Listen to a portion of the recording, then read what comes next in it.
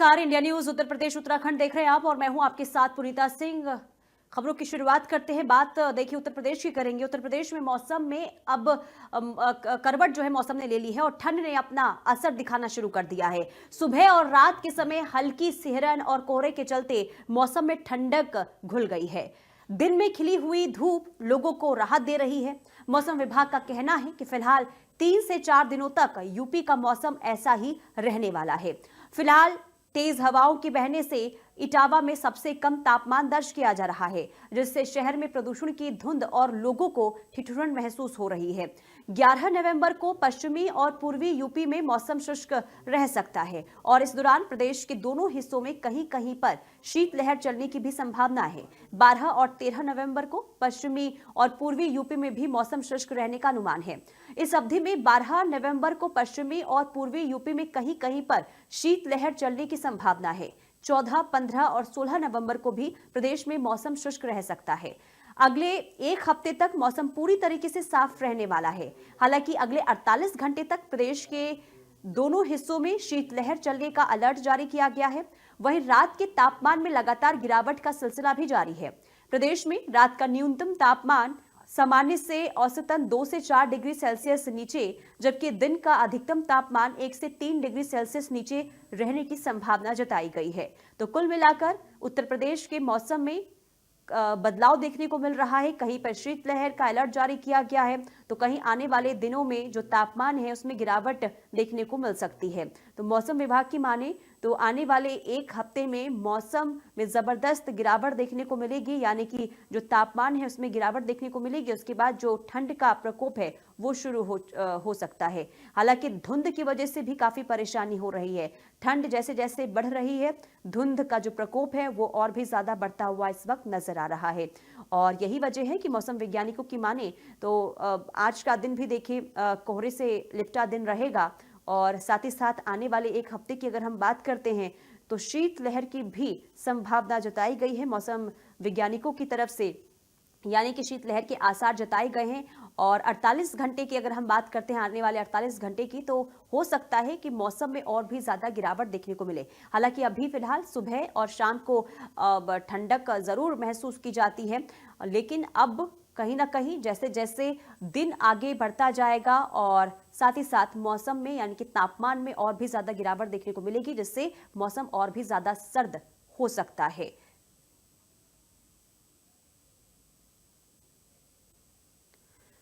और चलिए अब ग्राउंड जीरो पर चलते हैं और अलग अलग जगहों से हमारे संवाददाता लाइव जुड़ चुके हैं और सबसे पहले लखनऊ का रुख करते हैं। लखनऊ से हमारे संवाददाता बने हुए हैं। सबसे पहले मैं आपके पास आऊंगी और क्या है लखनऊ से अपडेट, क्या है, क्या वहां पर भी मौसम में बदलाव देखने को मिल रहा है? क्या है वहां का तापमान आज का? बिल्कुल, आपको बता दें कि नवंबर लगभग आधा बीतने को है और ऐसे में ठंड भी अब बढ़ना शुरू हो गई है। लखनऊ के अगर हम टेम्परेचर की बात करें तो यहाँ पर न्यूनतम टेम्परेचर 13 डिग्री सेंटीग्रेड है। तो वहीं अगर हम अधिकतम टेम्परेचर की बात करें तो लगभग 28 डिग्री तक यहाँ पर अधिकतम टेम्परेचर है।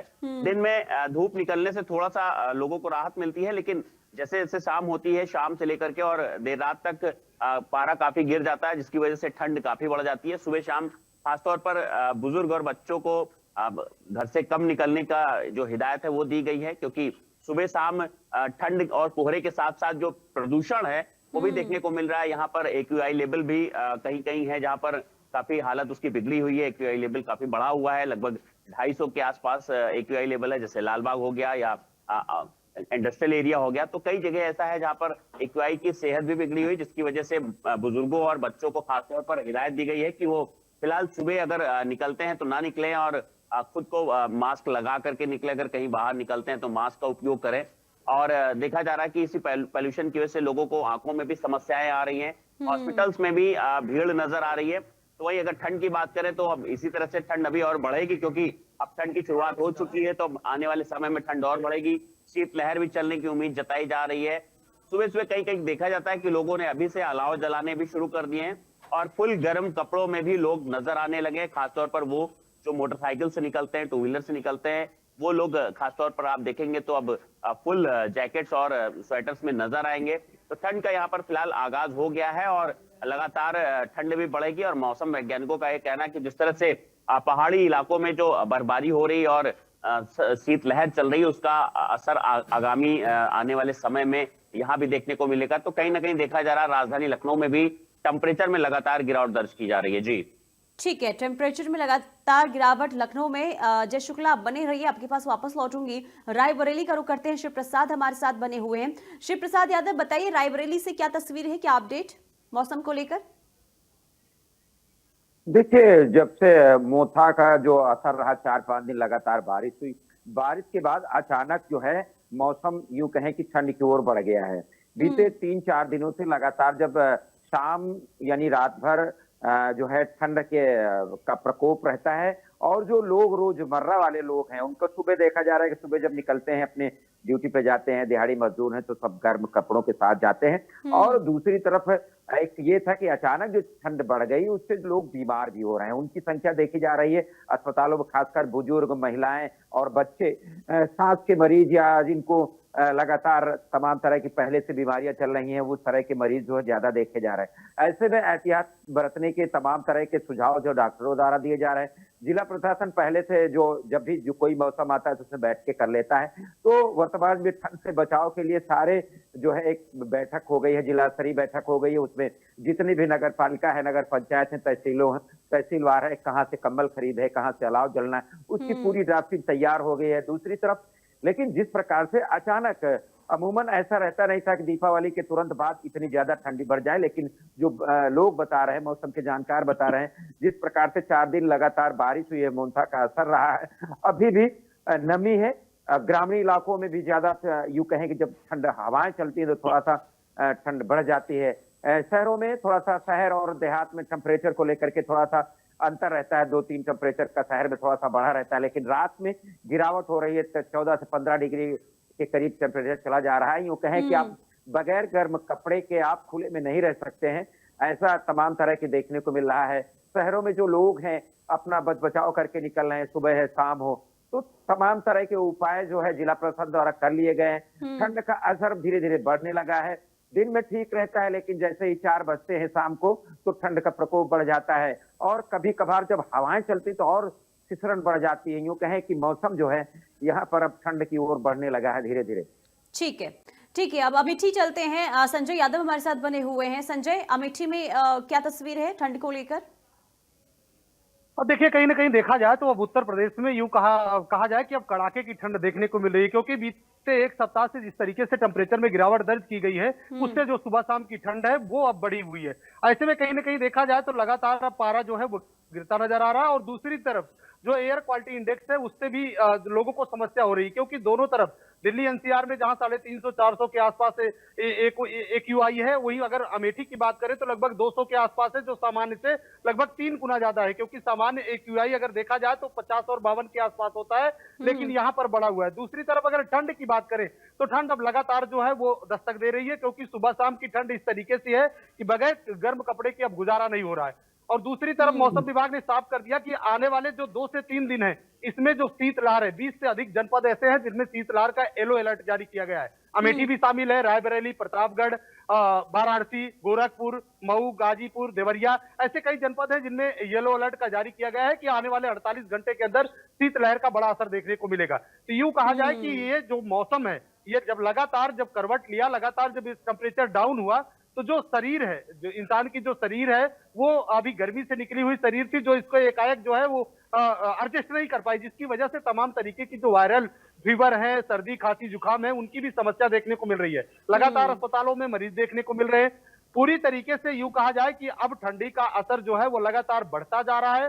सुबह शाम की ठंड जो है वो कड़ाके की ठंड कह लीजिए कि सुबह शाम कड़ाके की ठंड अब देखने को मिल रही है। लगातार जो रोड पर चलने वाले 2 व्हीलर वाले हैं, 4 व्हीलर वाले हैं, अब वो गाड़ी पे गर्म कपड़े रखना शुरू कर दिए हैं। खास करके जो 2 व्हीलर वाहन चालक हैं वो लगातार जो है जैकेट, स्वेटर इसका इस्तेमाल कर रहे हैं, मफलर का इस्तेमाल कर रहे हैं। तो ठंड का असर अब लगातार जारी है, और आने वाले दिनों में जिस तरीके से मौसम विभाग ने साफ कर दिया कि इस बार की जो ठंड है वो कड़ाके की पड़ेगी और कई सालों का रिकॉर्ड तोड़ेगी इस बार की ठंड, ऐसा अंदेशा जो है मौसम विभाग ने जताया है। और इसका असर अब शुरुआत में देखने को मिल रहा है, क्योंकि आधा नवंबर पहुंच चुका है और ऐसे में अब ठंड की दस्तक हो चुकी है। लगातार यूं कहा जाए कि ठंड प्रतिदिन बढ़ती जा रही है। आने वाले दिनों में और ठंड बढ़ेगी, शीतलहर मिलेगी, कोहरा मिलेगा, विजिबिलिटी जो है वो कम होगी। ऐसे में कई सारी सावधानियां जो है आम जनमानस को बरतना चाहिए, क्योंकि सुबह शाम अगर आप बगैर गर्म कपड़े के निकलेंगे तो आपकी तबीयत खराब हो जाएगी। तो ऐसे में सावधानी बरतने की आवश्यकता है। दूसरी तरफ अगर आप टू व्हीलर चला रहे हैं तो आपको हर हाल में गर्म कपड़े पहनकर निकलना है। उसके बाद अगर आप नहीं गर्म कपड़े पहनते हैं तो जाहिर सी बात है आपकी तबीयत खराब होगी। तो सावधानी बरतना है, क्योंकि अब ठंड का असर देखने को मिल रहा है और आने वाले दिनों में इससे भी ज्यादा जो ठंड का असर है वो देखने को मिलेगा। अमेठी की अगर हम बात कर लें तो अमेठी में भी लगातार जो टेम्परेचर है वो डाउन हो रहा है। रात का अगर टेम्परेचर की बात करें तो रात में ये टेम्परेचर 13 से 14 के आसपास आ जाता है, वहीं दिन में 26 से 27 के आसपास का टेम्परेचर रहता है। लेकिन 4 बजते बजते ये टेम्परेचर डाउन होता है और जैसे ही शाम ढलती है उसके बाद फिर कड़ाके की ठंड शुरू हो जाती है। और सुबह शाम की ठंड अब लोगों को विशेषकर दिक्कत दे रही है, उनको जो बच्चे हैं, बूढ़े हैं, बुजुर्ग हैं। तो ऐसे में अब सावधानी बरतना बहुत आवश्यक हो गया है। यानी कि सावधान रहना होगा, अपनी सेहत का ध्यान रखना होगा। ठीक है संजय। जय शुक्ला, क्योंकि अगर हम लखनऊ की बात करते हैं तो देखिए ठंड के बारे में तो आपने जानकारी दी कि ठंड की दस्तक वहां पर शुरू हो चुकी है। कहीं ना कहीं एयर पॉल्यूशन का भी असर वहां पर देखने को मिल रहा है। ऐसे में ठंड के साथ साथ एयर पॉल्यूशन को लेकर क्या तैयारियां वहां पर हो रही है? क्योंकि देखिए आने वाले दिनों में शीतलहर की जब शुरुआत हो जाएगी तो भारी परेशानियां होंगी, जो लोग बेसहारा होते हैं। तो क्या अब तैयारियां शुरू कर दी गई है रैन बसेरों को लेकर, या फिर क्या इंतजाम वहां पर नजर आ रहे हैं? बिल्कुल, जिस तरह से देखा जा रहा है कि ठंड की दस्तक हो गई और लगातार पारा गिरता हुआ नजर आ रहा है और आगे और टेम्परेचर डाउन होगा और लगातार ठंड बढ़ेगी। तो ऐसे में प्रशासन को हर बार अलर्ट किया जाता है कि ठंड की शुरुआत होते ही जो खुले में लोग रहते हैं, बेसहारा रहते हैं, उनके लिए जगह जगह स्थायी और अस्थायी रैन बसेरों का इंतजाम किया जाए, जिसमें तमाम तरह की व्यवस्थाएं हों, गर्म रजाइयां हों, गद्दे हों और रूम हीटर्स लगे हों, इस तरह की तमाम व्यवस्थाएं हों। साथ ही साथ जगह जगह अलाव जलाने के लिए भी फिलहाल कहा जाता है कि जगह जगह अलाव जले, ताकि लोग जो बाहर निकलते हैं, जो लोग घरों से बाहर रहते हैं, चाहे वो रिक्शे वाले हों या बाहर रह के मजदूरी करने वाले लोग हों, उनके लिए सहूलियत रहे, उनको ठंड न लगे, ठंड से कोई किसी की जान न जाए, इसको लेकर के प्रशासन को हर बार अलर्ट किया जाता है और कमोवेश हर बार व्यवस्थाएं भी की जाती है। वहीं साथ ही साथ अगर हम एक्यूआई लेवल की बात करें तो ठंड के साथ साथ एक्यूआई लेवल भी बढ़ता है, जिसकी वजह से जो हवा की सेहत है वो काफी खराब हो जाती है।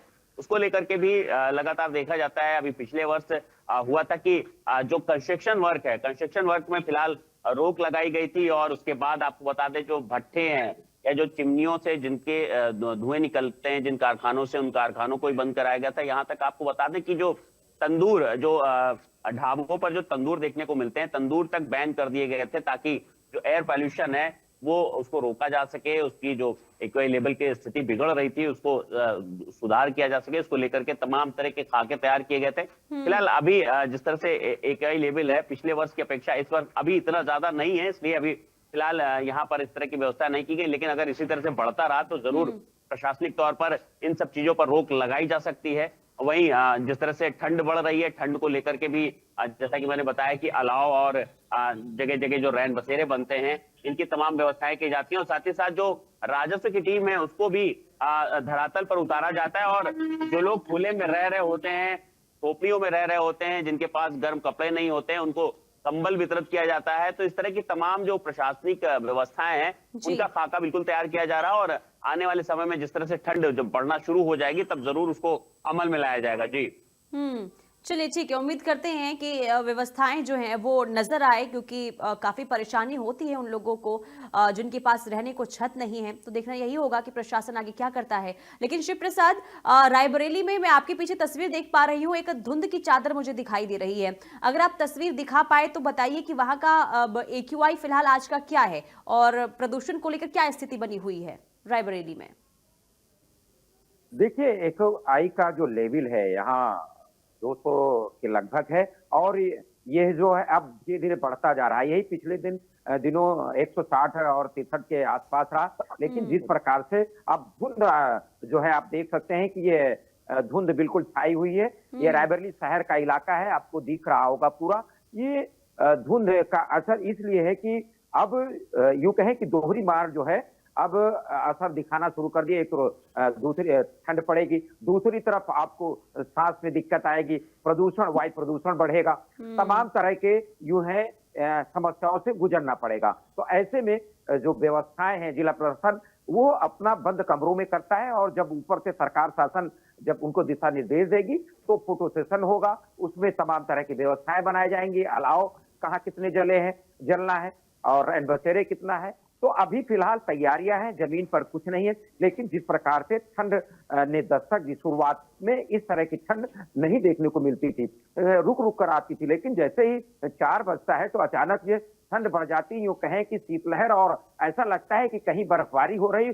जब हवा चलती तो वो जो है सिहरन, शरीर बिल्कुल ठंड पड़ जाता है। लोग जिनके पास कपड़े नहीं रहते तो वो बीमार हो जाते हैं, होने का खतरा नहीं रहता है। तो ऐसे में तमाम तरह के उपाय हैं, खुद से बचना पड़ेगा।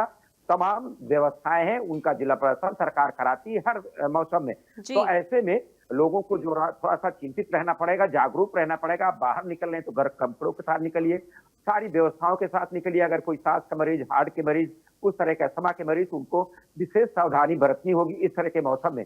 फिलहाल जिला प्रशासन अपनी बैठक की तैयारी कर रहा है। जब ये रैन बसेरे इनके बन जाएंगे, अलाव की व्यवस्था हो जाएगी, कंबल वितरण होगा, वो भी देखने को मिलेगा। लेकिन जिस प्रकार से ठंड ने दस्तक दी है, ये थोड़ा सा चिंताजनक है। जिस प्रकार से बताया जा रहा है कि इस बार ठंड जो है बहुत ज्यादा पड़ेगी। मौसम वैज्ञानिक और बुजुर्ग जो जानकार हैं वही भी बता रहे हैं कि जिस प्रकार बारिश हुई और बारिश के बाद अचानक ठंड का ये शुरुआत हो गई और अचानक इतनी तेज ठंड आ गई, तो इसमें में सावधानी और बरतने की जरूरत है। यानी कि अभी से तैयारी शुरू कर देनी चाहिए, और ताकि आने वाले दिनों में किसी भी तरीके से कोई अव्यवस्था नजर ना आए। ठीक है, बने रहिए। संजय, प्रशासन किस तरीके से अलर्ट नजर आ रहा है? एयर पॉल्यूशन को लेकर और शीतलहर को लेकर अलर्ट भी जारी किया गया है, तो इसे लेकर क्या तैयारी देखने को मिल रही है?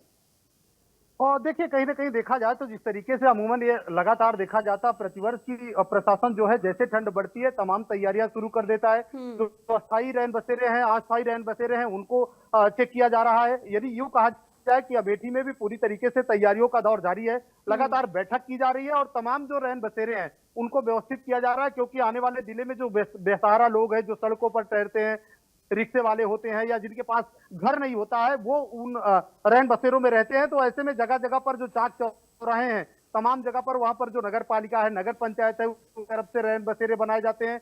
जो राजस्व है उसकी तरफ से जो तमाम लेखपाल हैं, जो चाक चौराहे हैं, वहां पर अलाव की व्यवस्था की जाती है। तो उन सभी के लिए जो खाका है वो तैयार किया गया है। अब जैसे ही शीतलहर पड़ेगी या धुंध पड़ेगी, कोहरा पड़ेगा, तो उसके साथ इन सारी तैयारियों को किया जाएगा।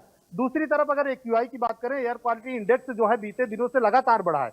क्योंकि लगातार जो दीपावली की अगर बात करें तो दीपावली में जिस तरीके से आतिशबाजी की गई थी, वहीं से एयर क्वालिटी इंडेक्स में बढ़ाव देखने को मिला और तब से लगातार 200 के आसपास का एयर क्वालिटी इंडेक्स बना है। अब तो तमाम तरीके की जो किसान है, वो जो पराली वगैरह है, जिनको जानकारी नहीं है, हालांकि प्रशासन लगातार जागरूक कर रहा है, उसके बाद भी तमाम जगह पर पराली जलाई जाती है, जिसकी वजह से एयर क्वालिटी इंडेक्स में बढ़ोतरी देखने को मिलती है। तो ऐसे कई समस्याएं हैं। हालांकि यूं कहा जाए कि एयर क्वालिटी जो है वो लगभग 3 गुना बढ़ा हुआ है। अगर किसी को दिक्कत हो रही है तो वो जिला अस्पताल सीएससी वहां पर पहुंच रहे हैं, उनका इलाज हो रहा है। तो दूसरी तरफ तैयारियां भी जो जिला प्रशासन लगातार बैठक कर रहा है। क्योंकि संजय, आपने जो बताया कि पराली की घटनाएं लगातार देखने को मिल रही है, तो क्या उस पर किसी भी तरीके से एक्शन नहीं लिया जा रहा है या फिर अनदेखी हो रही है? देखिए बिल्कुल लगातार यूं कहा जाए कि अगर जहां भी कहीं पर पराली जलती है, अगर प्रशासन को सूचना मिलती है तो तुरंत वहां पर कार्रवाई की जाती है। पुलिस जो है पहुंचती है, उस किसान के खिलाफ मुकदमा करती है जिनको जागरूक किया जा रहा है। यानी हर तरीके से जिला प्रशासन ने भी तमाम जो सोशल मीडिया प्लेटफॉर्म है उनके जरिए बैठक करके तमाम लोगों को जागरूक किया है कि बिल्कुल किसी भी कीमत में जो पराली है वो ना जलाई जाए। लेकिन उसके बावजूद भी कुछ किसान ऐसे हैं जो इन बातों को नहीं मानते और पराली जलाते हैं। उसकी वजह से भी तमाम समस्याएं होती है। हालांकि जानकारी मिलने पर प्रशासन कार्रवाई करता है। दूसरी तरफ इसके चलते लगातार जो एयर क्वालिटी इंडेक्स है उसमें बढ़ोतरी देखने को मिलती है। ऐसे में तमाम जो भट्ठा हैं, जिन पर लगातार जो ईंट के भट्टे हैं, वहां पर भी लगातार जो धुआं निकलता है, उससे भी एयर क्वालिटी इंडेक्स में बढ़ोतरी होती है। तो यूं कहा जाए कि जहां शिकायत मिलती है वहां पर कार्रवाई पुलिस करती है, लेकिन उसके बावजूद भी एयर क्वालिटी इंडेक्स में उछाल लगातार बीते एक सप्ताह क्या दीपावली से यूं कहा जाए कि दीपावली से लगातार देखने को मिल रहा है। तो इसकी मुख्य वजह क्या हो सकती है संजय? अगर लगातार एयर क्वालिटी इंडेक्स बढ़ रहा है अमेठी में, तो मुख्य वजह क्या सामने आ रही है इसकी? देखिए क्योंकि दिल्ली एनसीआर से लेकर लगातार एयर क्वालिटी, क्योंकि दिल्ली एनसीआर की अगर हम बात करें तो वहां भी लगातार एयर क्वालिटी इंडेक्स जो है वो 450-500 के आसपास पहुंच गया जी। था। उसके बाद से पूरे उत्तर प्रदेश का जो एक्यूआई है वो कहीं ना कहीं अब लगातार बढ़ा है। लेकिन बीते दिनों जिस तरीके से मुल्तान में बारिश हुई थी तो वही 200 का एयर क्वालिटी इंडेक्स जो है वो 50-55 के आसपास आके पहुंच गया था, लेकिन ठीक उसके है। बाद फिर से बढ़ा हुआ है। तो तमाम समस्याएं हैं। यूं कहा जाए कि अब आम जनमानस से यही अपील है कि वो सावधानी बरतें। अगर उनको सांस लेने में दिक्कत हो रही है तो मास्क का प्रयोग करें। समुचित जो सीएससी पीएससी है वहां पर जाकर अपना इलाज करवाएं। तो ऐसी सावधानियां ही बरतना है, क्योंकि ठंड में भी सावधानियां जरूरी है और जी। एयर क्वालिटी इंडेक्स में भी ठीक है। सावधानियां जो है वो बहुत जरूरी है। जी, ठीक है। बिल्कुल। अब जय, अब लखनऊ में देखिए आपने बताया कि थोड़ी राहत जरूर है एयर पॉल्यूशन को लेकर, लेकिन जैसे जैसे ठंड बढ़ेगी तो हो सकता है कि वहां पर भी धुंध की एक मोटी चादर देखने को मिले और पॉल्यूशन की भी वहां पर अब स्थिति जो है हो सकता है खराब हो। लेकिन अभी फिलहाल वहां पर प्रशासन की क्या सजगता नजर आ रही है ताकि स्थिति खराब ना हो आने वाले दिनों में? बिल्कुल देखा जाता है जैसे जैसे ठंड बढ़ती है ऐसे में जो हवा में जो धूल के कण होते हैं वो सतह पर ही रह जाते हैं, जिसकी वजह से स्मॉग जैसी स्थिति बन जाती है। मतलब अगर आप सुबह और शाम को देखेंगे तो चारों तरफ एक धुंध की चादर सी आपको जरूर दिखाई देगी, जो पॉल्यूशन की चादर होती है। जी। तो इसको लेकर के लगातार व्यवस्थाएं की गई हैं। प्रशासनिक तौर पर भी जो पुराने वाहन हैं, जो ज्यादा 15 साल से ज्यादा पुराने वाहन जो ज्यादा पॉल्यूशन छोड़ते हैं, जिनसे धुआं ज्यादा निकलता है, ऐसे वाहनों पर कार्रवाई करने के लिए निर्देश दिए गए हैं कि ऐसे वाहनों पर भी रोक लगाई जाए। और साथ ही साथ किसानों को भी लगातार जागरूक किया जा रहा है कि जो पराली है पराली ना जलाएं, ताकि एयर क्वालिटी जो है वो ना बिगड़े, उसकी हवा खराब ना हो, वातावरण वो खराब ना हो। और साथ ही साथ आपको बता दें कि और भी तमाम तरह की, जैसे कि जो कहीं कंस्ट्रक्शन वर्क चलता है तो उसको पूरी तरह से ढक कर काम करने के लिए बताया गया है। वहीं जो वाहन है, जो खासतौर पर जो मिट्टी ढोते हैं यानी डंपर है, उनके लिए भी आदेश है कि वो उस पर पानी का छिड़काव करके उसमें तिरपाल लगा करके निकलें, ताकि जो मिट्टी के कण है वो ना फैले, जिससे एयर क्वालिटी ना खराब हो। इस तरह की तमाम व्यवस्थाएं की गई हैं। लेकिन अगर हम कमोवेश देखें तो बहुत ज्यादा इस पर सख्ती से कार्रवाई नहीं हो रही है, जिसकी वजह से लापरवाही दिखाई दे रही है और जो हवा की सेहत है वो लगातार बिगड़ती हुई नजर आ रही है। तो कहीं ना कहीं अगर हम कार्रवाई की बात करें तो कार्रवाई ज्यादा देखने को नहीं मिल रही, जिसकी वजह से लापरवाही जरूर नजर आ रही है। और इसी की वजह से जो हवा की सेहत है वो राजधानी लखनऊ की लगातार बिगड़ती हुई नजर आ रही है। जी नहीं, लेकिन लापरवाही हो क्यों रही है? क्या किसी अधिकारी से बातचीत हुई है? क्या कहना है उनको? क्या स्थिति जब खराब हो जाएगी इसके बाद जमीनी स्तर पर उतरेंगे क्या? बिल्कुल, अधिकारियों का कहना है कि निर्देश दिए गए हैं, लेकिन निर्देश का जो पालन जिनको करना है, यानी उनके जो अधीनस्थ कर्मचारी हैं, वो कहीं ना कहीं उनकी लापरवाही जरूर देखने को मिलती है। क्योंकि देखा जाता है कि जहां डंपर चलते हैं, जहां खनन का काम चलता है, वहां पर जरूर मिली भगत रहती है, जिसकी वजह से वो काम चलता है और उसको पूरी तरह से नियमता जिस तरह से चलाया जाता है। खासतौर पर जिस तरह से मैंने अभी बताया कि उसमें मिट्टी जो उड़ती है उसमें पानी का छिड़काव करके उसको तिरपाल से ढक करके उसका परिवहन करना चाहिए, ताकि जो आसपास जो हवा में मिट्टी के कण है वो ना फैले और जो हवा की क्वालिटी है वो ना बिगड़े। और वही खासतौर पर जिन रास्तों से वो निकलते हैं, अगर वहां भी धूल भरे रास्ते हैं, कच्चे रास्ते हैं, तो वहां पर भी पानी का छिड़काव करना चाहिए। तो ये तमाम व्यवस्थाएं हैं जिन पर फिलहाल विशेष तौर पर ध्यान नहीं देते जो अधीनस्थ अधिकारी हैं, कर्मचारी हैं, जिसकी वजह से जो लापरवाही है वो जरूर देखने को मिलती है। हालांकि जब कोई दुर्घटना होती है उसके बाद सख्ती दिखाई जाती है, तब कहीं ना कहीं कार्रवाई होती है, इक्का दुक्का कार्रवाई होती है, लिपापोती करके उनको फिर दरकिनार कर दिया जाता है, जिसकी वजह से फिर से वही स्थिति बन जाती है। तो और आपको बता दें कि बहुत सी ऐसे कल कारखाने हैं जिनकी चिमनियों से कहीं ना कहीं बिल्कुल काला धुआं निकलता है, उनको फिल्टर करके निकालना चाहिए, बाकायदे उसका जो सिस्टम होता है। बहुत से ऐसे कल कारखाने जिनके सिस्टम बिगड़े हुए हैं, तो प्रदूषण कंट्रोल नियंत्रण जो बोर्ड है उसको भी चाहिए कि उनका गहनता से उसकी जांच करे और इस तरह से जो खराब है कारखाने, उनकी चिमनियों को दुरुस्त कराने के निर्देश दें, उन पर कार्रवाई करे, ताकि जो हवा की जो क्वालिटी है वो ना बिगड़े।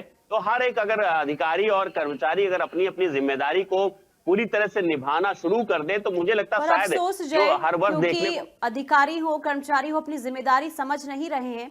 और जो आपने जानकारी दी तो ये बताने के लिए काफी है कि अगर ऐसी लापरवाही हुई तो हो सकता है कि स्थिति खराब लखनऊ में भी हो। हालांकि इस ओर ध्यान देने की बहुत जरूरत है। बहुत शुक्रिया जय, शिव प्रसाद और संजय, आप तीनों का बहुत शुक्रिया तमाम जानकारी देने के लिए। बहरहाल इस बुलेटिन में इतना ही। बाकी खबरों के लिए आप देखते रहिए इंडिया न्यूज उत्तर प्रदेश उत्तराखंड। जी